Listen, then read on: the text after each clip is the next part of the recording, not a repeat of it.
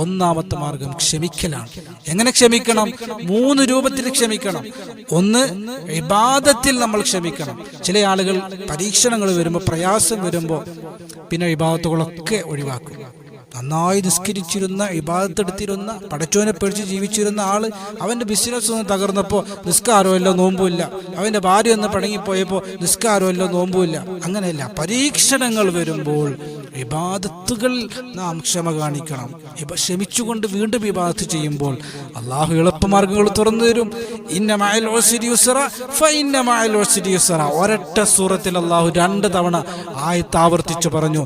എളുപ്പം അള്ളാഹു നൽകും പ്രയാസങ്ങൾക്ക് ശേഷം. ഒരു പ്രയാസമുണ്ടോ, അതിനുശേഷം ഒരു എളുപ്പം അള്ളാഹു തരും.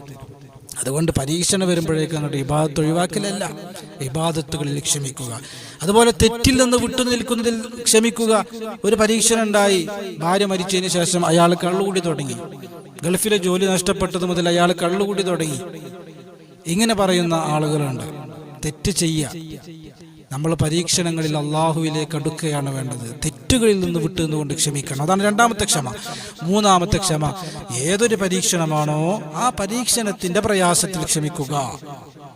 വേദനകളാണെങ്കിൽ വേദനയിൽ ക്ഷമിക്കുക. മാനസികമായ പരീക്ഷണമാണെങ്കിൽ മാനസികമായി നമ്മൾ ക്ഷമിക്കുക. സാമ്പത്തികമായ പ്രയാസമാണെങ്കിൽ അതിൽ നമ്മൾ ക്ഷമിക്കുക.